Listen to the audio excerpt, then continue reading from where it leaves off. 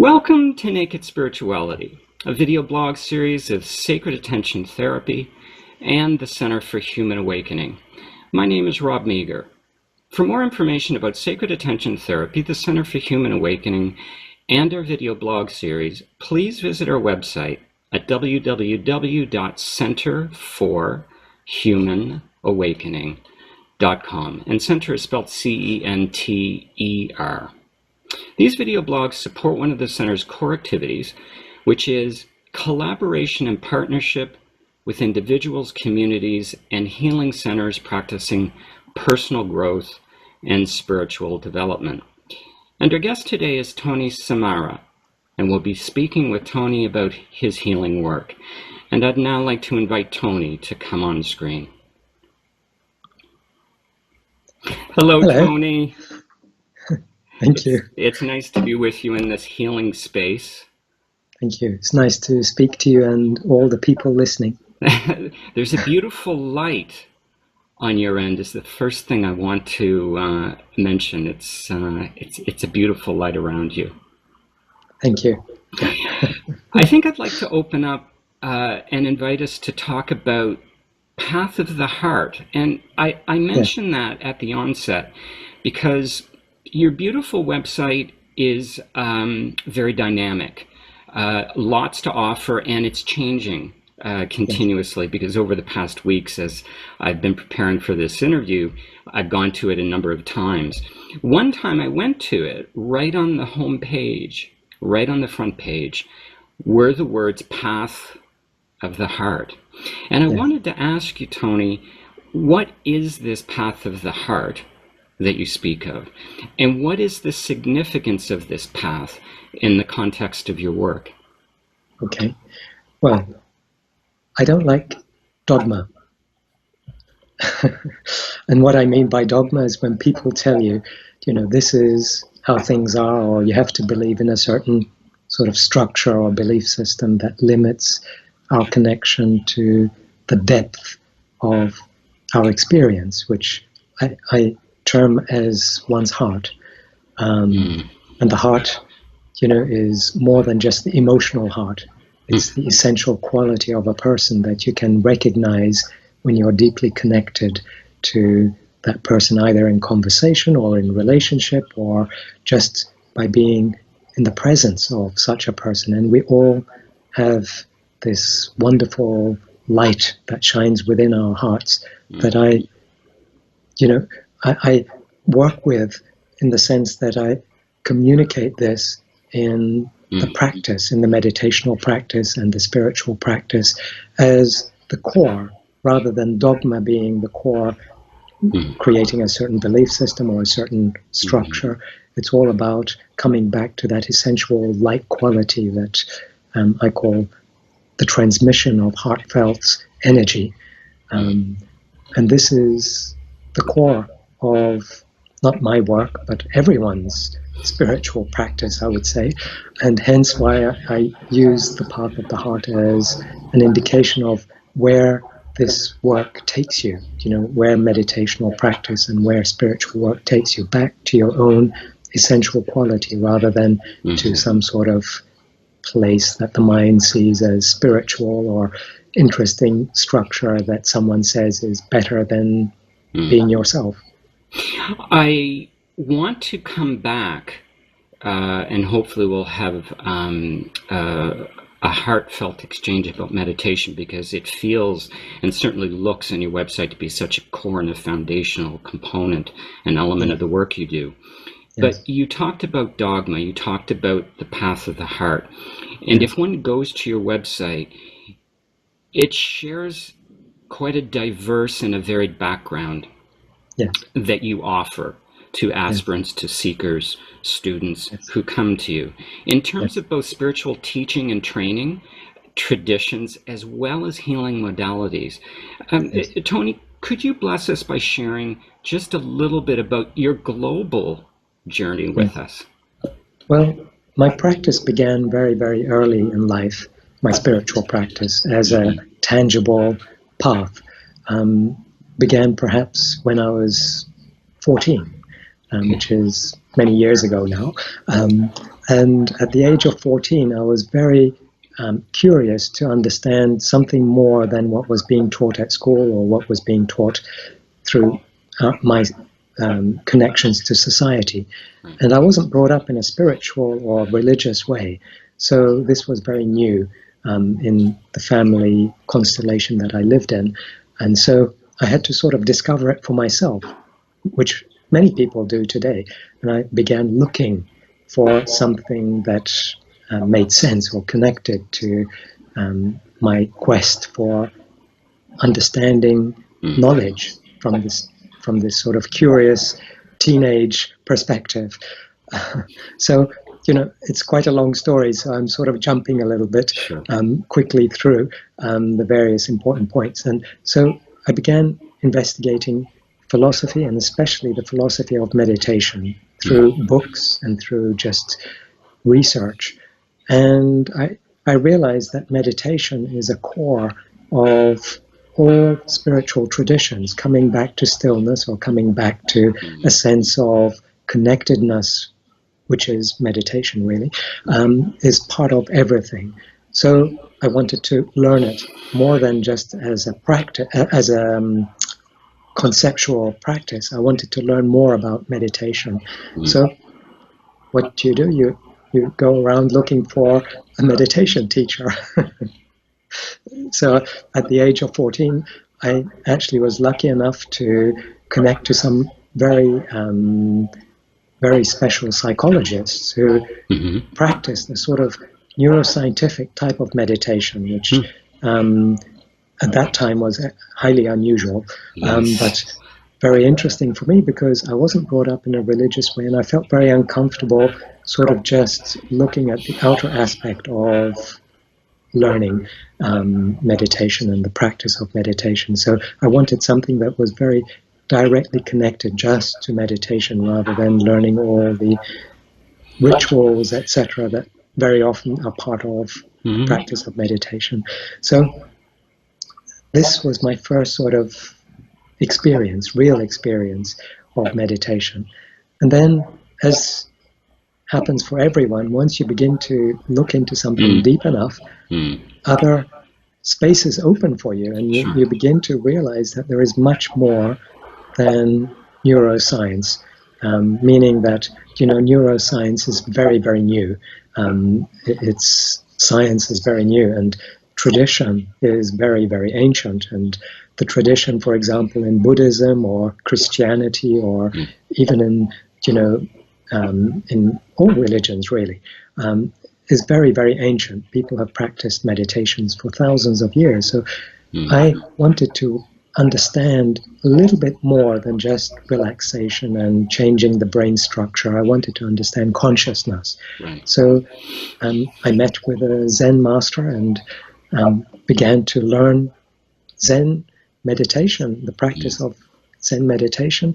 Spent a few years in a Zen monastery under a Japanese Zen master, learning about the practice, but never really diverting from my original perspective that meditation is just meditation. It's not about embracing another culture or another belief system or escaping from one's own culture or one's sort of understanding of the world, trying to find something better. I just wanted to learn the in-depth practice of meditation.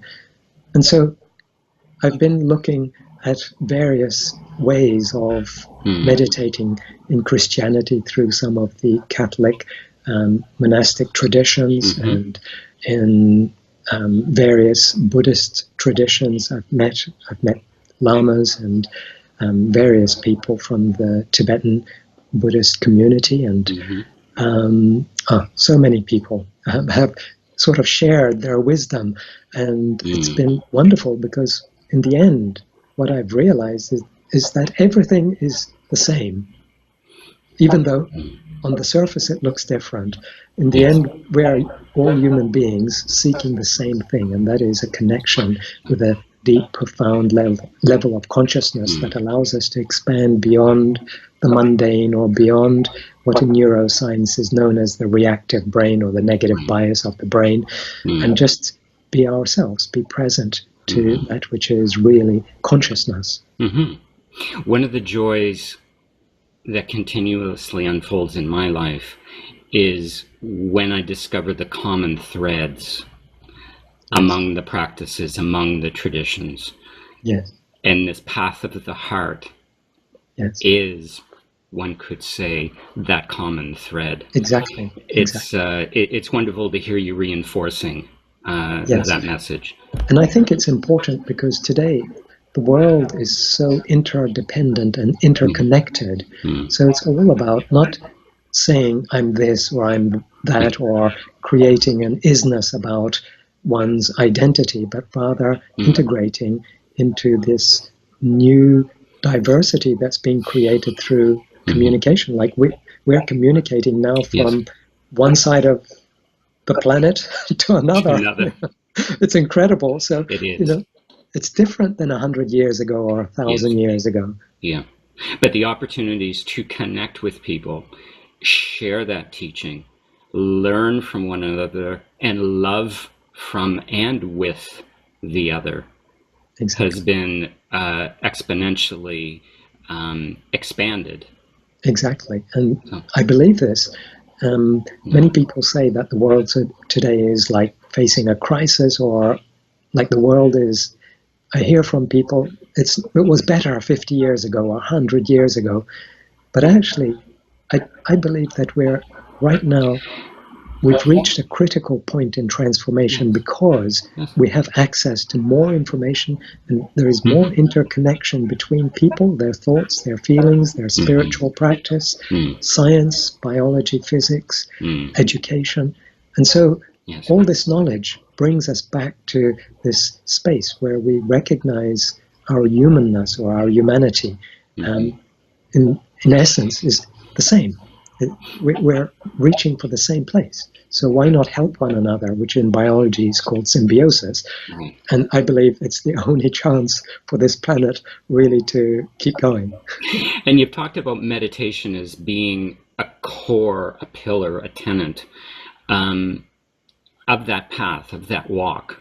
Yes. And certainly if one goes to your beautiful website, meditation feels like a foundational practice and teaching of your healing work. What is it about meditation that makes it such a foundation of your work, Tony? Yeah, good question. I could start and explain many things, but probably in today's world, the most important thing is the fact that our brains don't function in a very coherent way. We've sort of developed our technology and our lifestyles so very quickly, but the biology of our bodies and our brains haven't kept up with that development.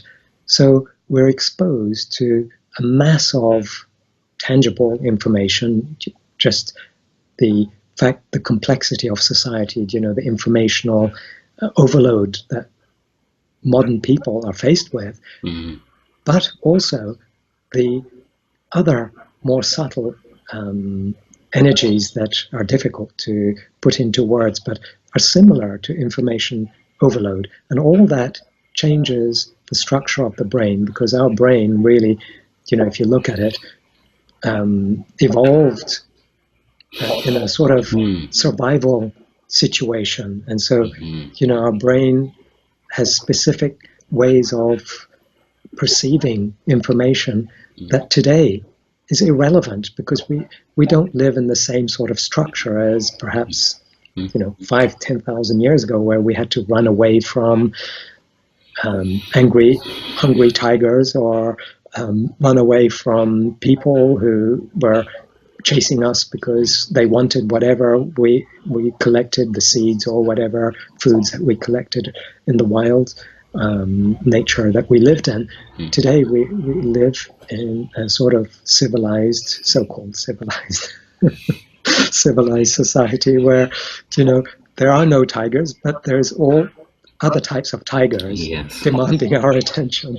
And there are too many of them. So the way that the brain functions, the fight or flight mechanism, is constantly triggered. And our brain suffers immensely, because it's like over utilizing one aspect of our bodies, like, just doing 10,000 push-ups, you will feel tired and fatigued, Yes. and your brain has this problem where it can't create coherence out of all the information that is being bombarded on so many levels. I don't know even how to begin to describe those levels, from television manipulation to advertising to all sorts of other things. So in the end, meditation does something that is very, very, very useful for everyone. And that is create a relaxation response and lights up the neocortex, which is that part of the brain that is able to register and work with information and utilize that information in a very sort of interesting way, for example, through symbiosis, helping one another. And rather than fall back into what is known as the limbic brain, which is the part of the brain that just reacts to information. So when we watch the news or when we're manipulated by advertising, that's usually aimed at the limbic brain, which then means that we are sort of reacting to situations without thinking. And that's often what we do in life. We react to situations without really thinking, why are we doing what we're doing? Why are we acting or feeling or experiencing the world in that sort of limited perspective that many, many people sort of feel sort of constricted by, and there is no freedom. Why? Well, because there is no coherence. And meditation, according to what I've looked into, is perhaps the most powerful way to create coherence in the brain, which means that you're receptive to your information, to your inner information, your wisdom. And the coherence means that you're also receptive to what is really important outside of you, what you really choose to focus on outside of yourself. So, if someone is calling you I don't know, putting you down or creating a challenge for you, you can ignore it. But you don't have that choice if you react to the situation and you get upset about it. But when you're receptive to perhaps understanding the wisdom behind the situation that is being experienced, then you can create the freedom of choice. And this is why I have been teaching meditation for so long. Tony, how would you describe how meditation has influenced your life, and why is it so important to you to spread the teachings of meditation? Well, it changed my life in so many ways. So many ways. So I would say that the most important change is happiness, because I was very, very unhappy, not content with my experience. At the age of 14, that's why you begin to seek. At the age of 14, it's not normal to start looking for an answer as to why am I unhappy? Why am I feeling sort of limited by the experience of life? Why can't I experience something more? And I didn't know I was looking for happiness, because, when you're unhappy, you don't know what happiness is, so you don't look for what you don't know. But I wanted to change. So at the age of 14, I suppose some part of the essential quality of consciousness within me began to look for joy, happiness, by transforming the whole structure of my brain, the whole structure of my belief system, the whole structure of my personality. And meditation is the only sort of powerful way that has been tested. I know people have used drugs and people have used all sorts of other methods, which I don't recommend, unless you are working with a psychologist or a psychiatrist. It's been used for so many years, 10,000 years, it's believed. Meditation has been around, and dramatic changes happen throughout, for everyone's experience, throughout the ages. It's been the same. And so after my experience of coming back to happiness, coming back to a sense of life has meaning, everything has meaning. This present moment is meaningful. I don't have to go there and look for something. And meditation allows you to connect to this present moment in a very powerful way. And finding that meaning in my experience and in just the situations around me allowed me to want to learn more and more and really understand the core of what meditation, how meditation works. Hence why studying biology at university and looking into neuroscience and, investigating traditional cultures, tribal cultures in the Pacific, tribal cultures in South America, meeting with meditational teachers around the world, just to sort of bring all those essential qualities together in my sort of understanding of what I experienced, and transforming that into a very easy path for people to put into practice without having to change anything, their religion or their belief systems or their anything. It's like yoga. It's just a practice. Tony, for those watching and listening, to bring all of this together in a synergistic way, how do you share meditation with others who work through you? Yes. Well, it's changed because of technology. So now a lot of my meditations are online.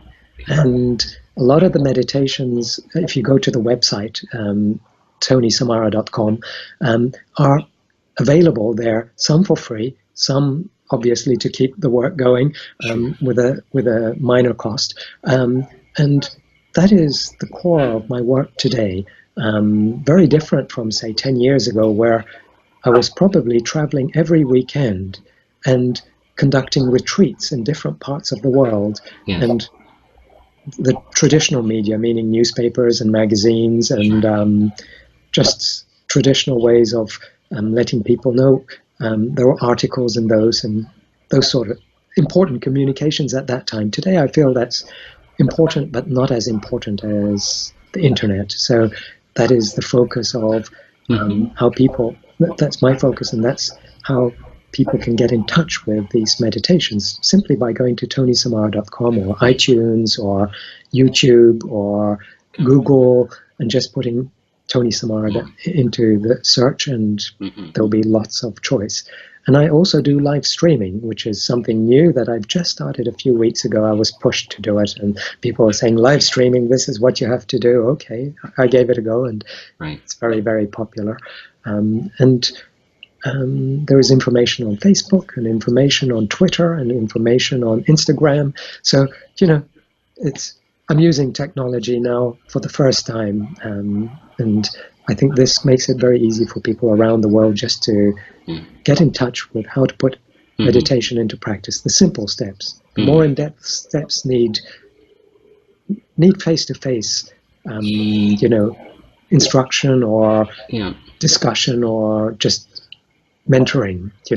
I wanted to ask about that, and I'm glad you brought it up, because in addition to the core, the foundation of the meditation, people can accept the invitation for personal consultation with you. Exactly.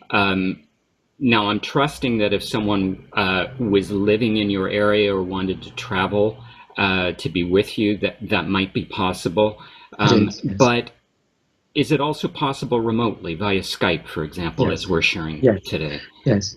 I used to travel every weekend, but now I have reduced the travel dramatically because it just takes up a lot of time and it's expensive, So I do conduct most of my retreats in Portugal, some in the UK, but not mostly in Portugal, which is a beautiful place. But it's also expensive for people to travel from the US or Australia or New Zealand. People have, but it's expensive, and also, I think a lot of what can be transmitted in a retreat now is very easily transmitted, as you mentioned, through Skype or live streaming. Sometimes the retreats are live streamed, so people can join them from wherever in the world. Right. But Skype is now something that people utilize a lot. And I find it easier because you can speak individually rather than to a group of 100 or 200 people. It's different. Now, Tony, if someone wanted to reach out to you, either for the personal consultation, to learn more about meditation, how can they reach out to you? You mentioned a website. Is there also email? Yes. The website is tonysamara.com, Okay. and the email is info@tonysamara.com. Okay. All right. So, but if you go to the website, there is a contact page and the email address, and you just click on there and send it and ask for a Skype consultation, and it will be made possible. Wonderful. Yeah. Tony, it was a pleasure and it was a blessing to meet you, to chat with you. Thanks for taking the time. Thank you very much, and I truly, truly appreciate you reaching out for all the wonderful people in America. Are you in America? I'm actually calling you from Canada. Oh, Canada. Yes. Wow. Yes, indeed. It's a beautiful place, and it's where my dad is from originally. So. Oh, wonderful connection. Thank you. Thank you, Tony. Thank you. Bye-bye. Bye-bye.